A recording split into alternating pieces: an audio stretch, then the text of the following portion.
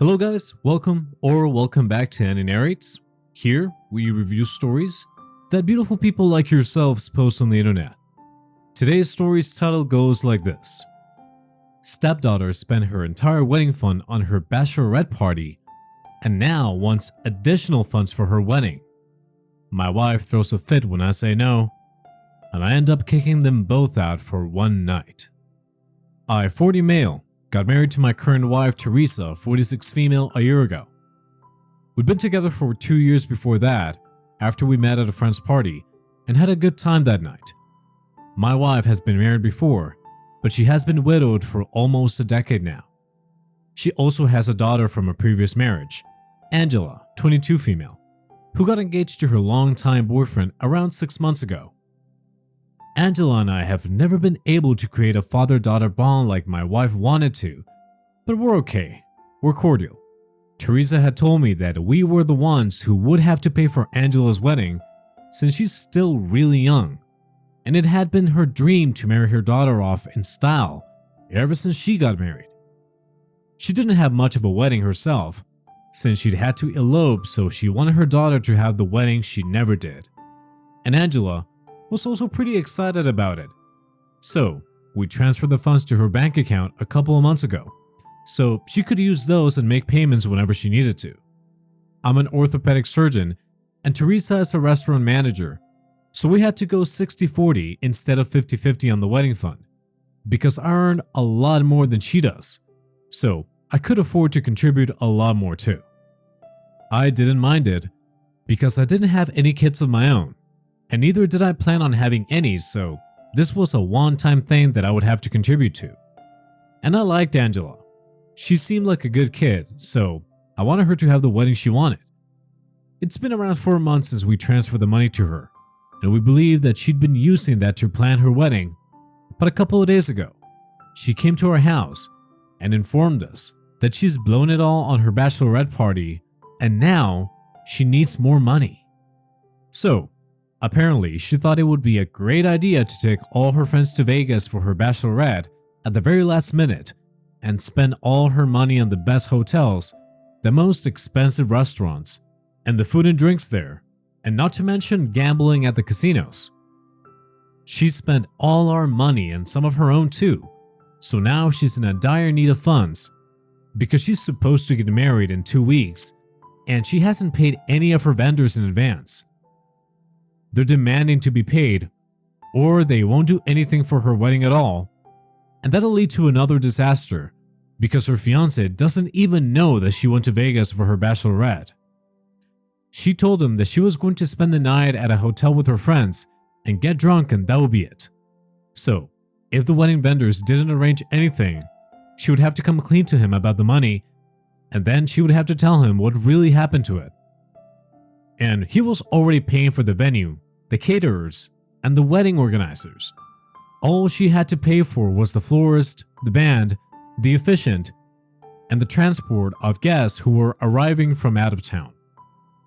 If she couldn't even come up with that, then she'd have to answer her fiance. So now, she was requesting us to transfer money once more. I said no right away because I had already paid once, but I wasn't gonna do it again. She'd been irresponsible with her money, and as a grown woman, she has nobody else to blame but herself. Teresa argued that she was just in her 20s, and so she wanted to have fun but went a little overboard. She told me that I needed to be a little more thoughtful and lenient with her, but I was very clear that she wasn't really a kid like my wife was making her out to be. She'd made a bad decision, and now she needed to face the consequences for it. I think I'd been totally fair in saying that, but my wife kicked up a fuss and started throwing a temper tantrum. Angela was just sobbing in the corner, and my wife went around the room, screaming at me at the top of her voice and throwing stuff around.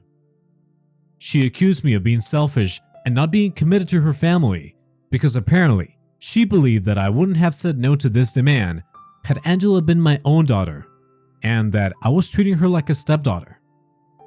I thought that was stupid because firstly, she is my stepdaughter, and I don't think I've ever claimed otherwise.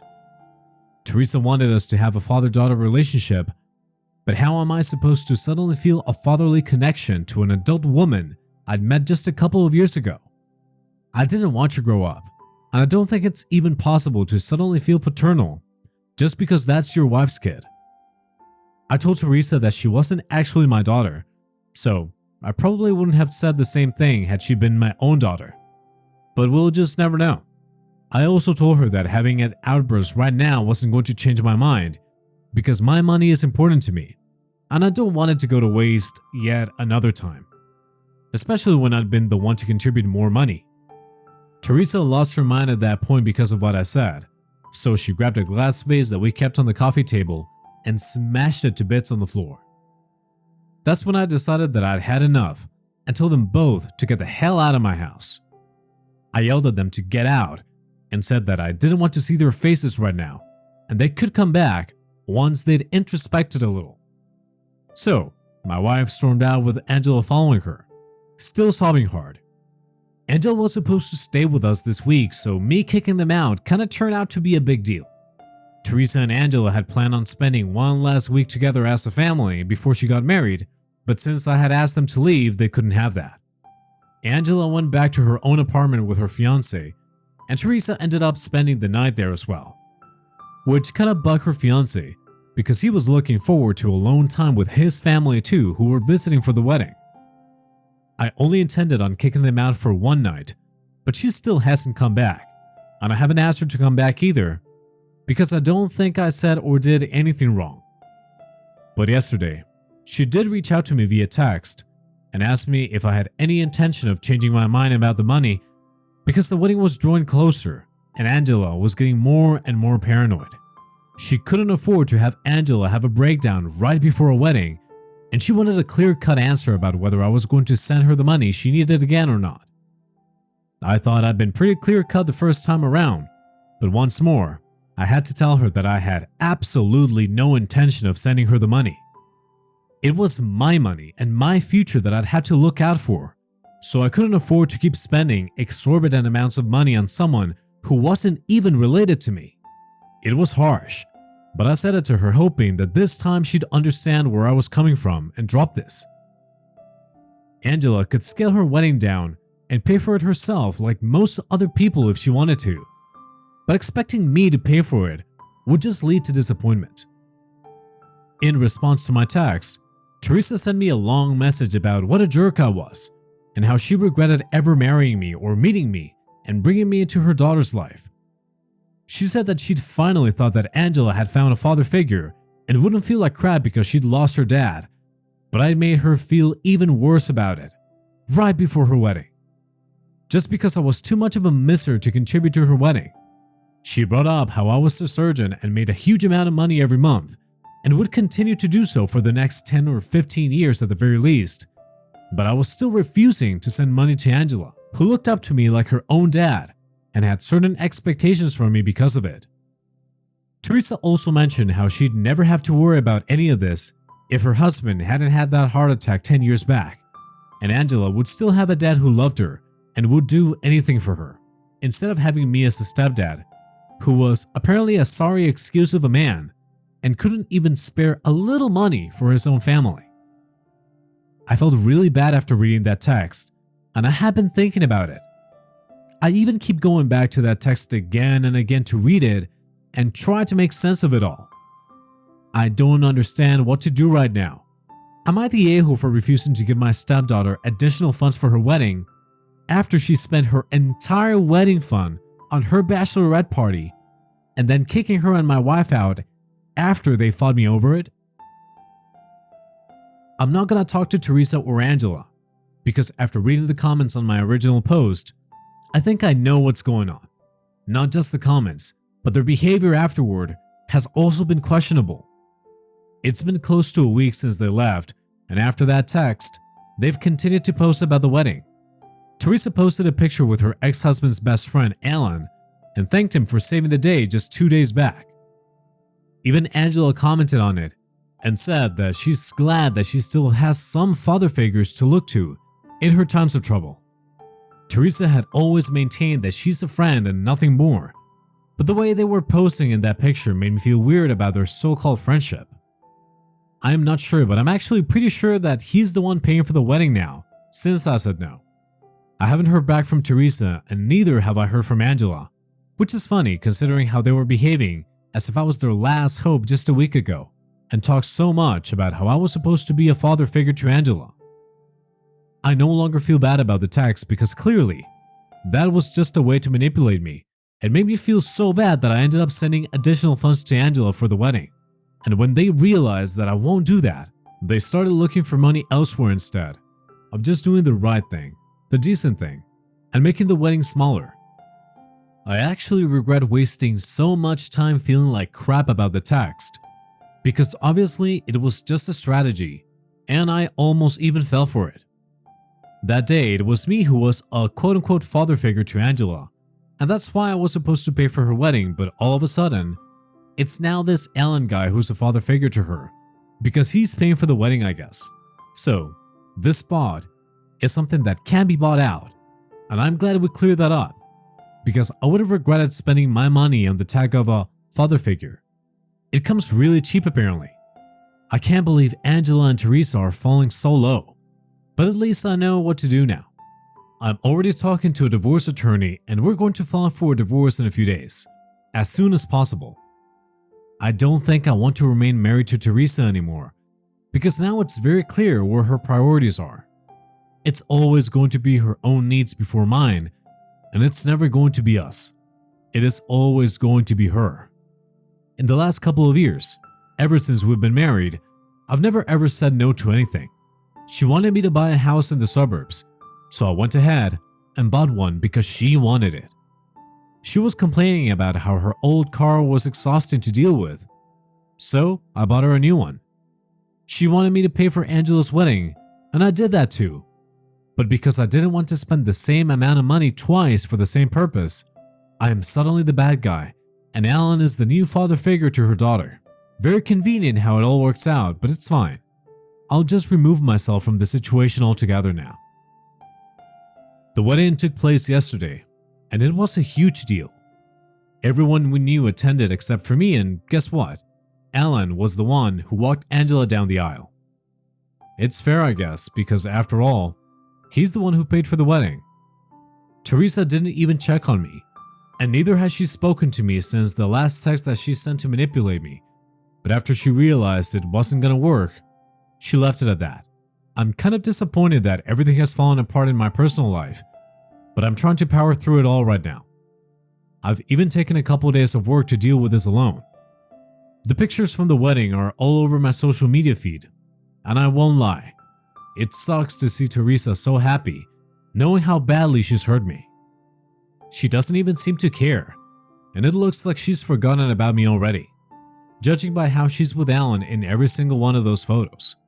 I didn't even know she was that close to him. I've met the guy a couple of times when he'd come over to visit, and he was even invited to my and Teresa's wedding, but they were never the best friends or anything. She always used to say that he was the only friend her ex-husband could count on, and since they were close, she considered him a friend too.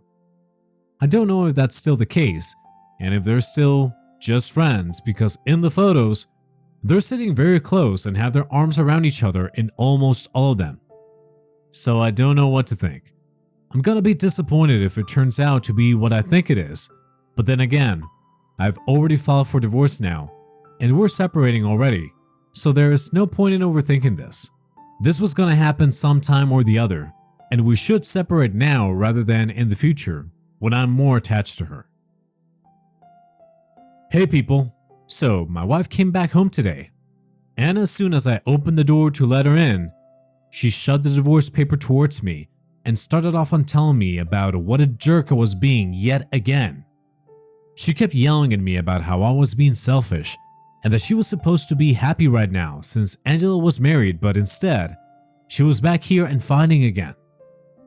I didn't hold back this time and fought right back, confronted her about Alan and everything, and told her that after whatever had happened, I could no longer be with her and that a divorce was the only way forward. I told her that she'd been ungrateful and so had her daughter, that she was extremely selfish and self-involved, and I didn't want to be with a woman like that.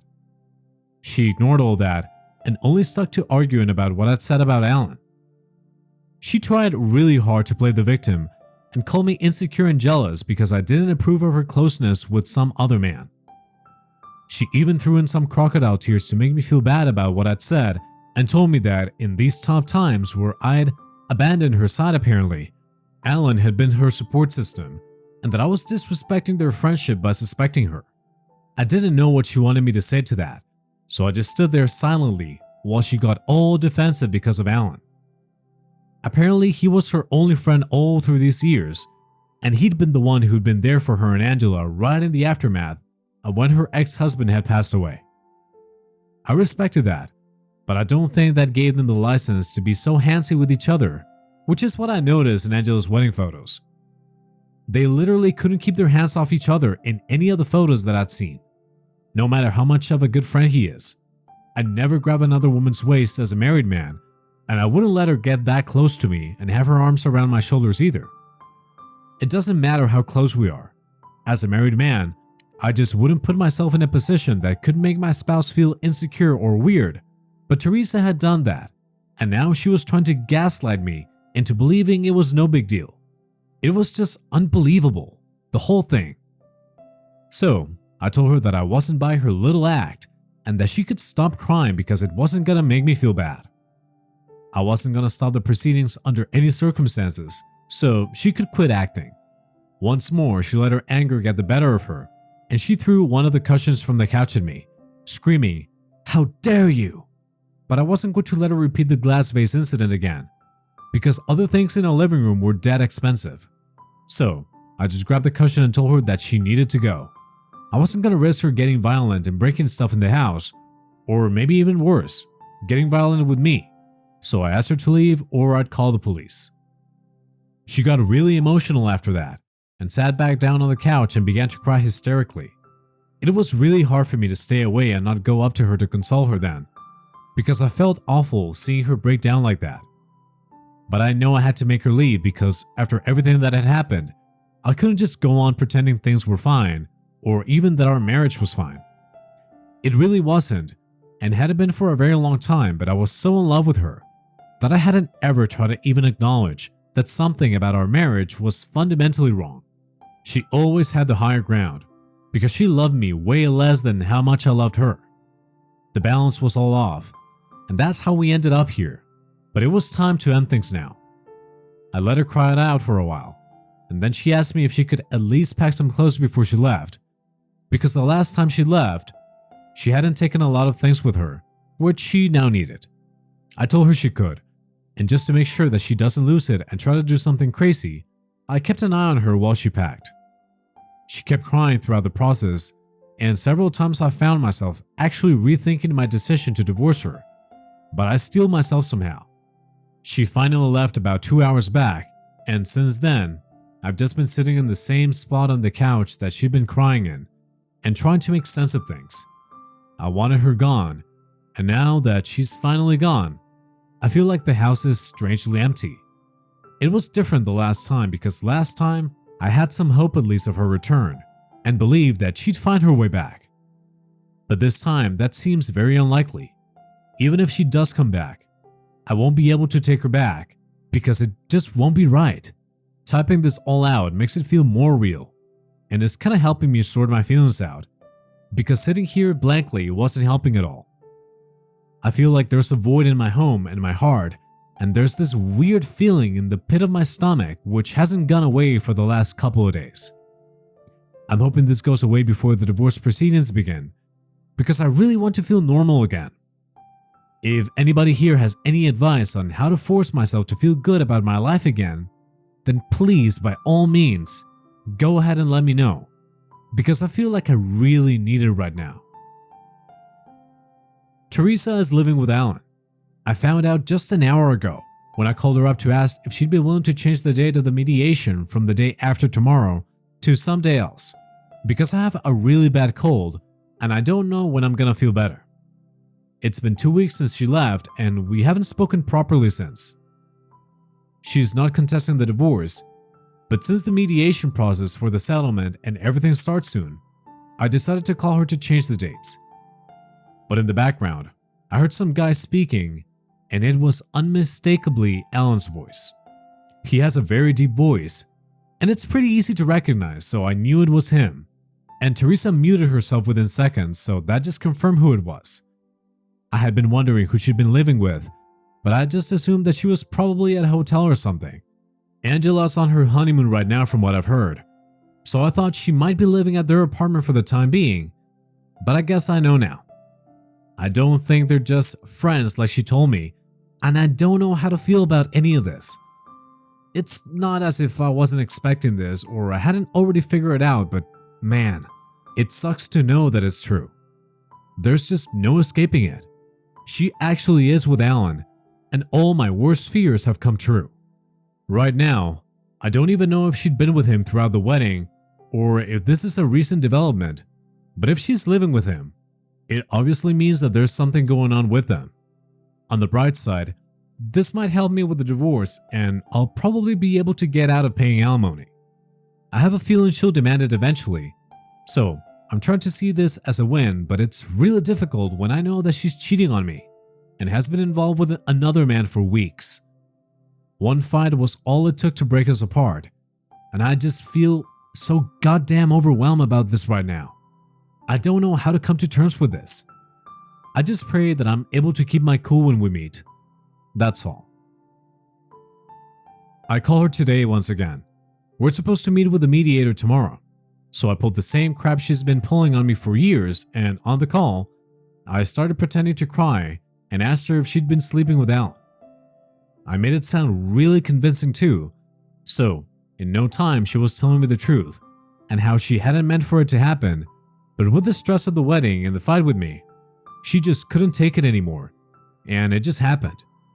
She even said she wished the best for me, but she couldn't be with me anymore, and said that she'd hope I'd find someone better soon. Then she said, "Hang in there," and hung up. It was horrible to hear her confess to everything, but at least I got it all on record, and this will probably help my case for the divorce. If I'm able to prove her infidelity, no alimony for her, so wish me luck. Alright guys, that was a wrap up for today's story. Thank you very much for listening. Go ahead and smash that like button right now, and subscribe for more stories.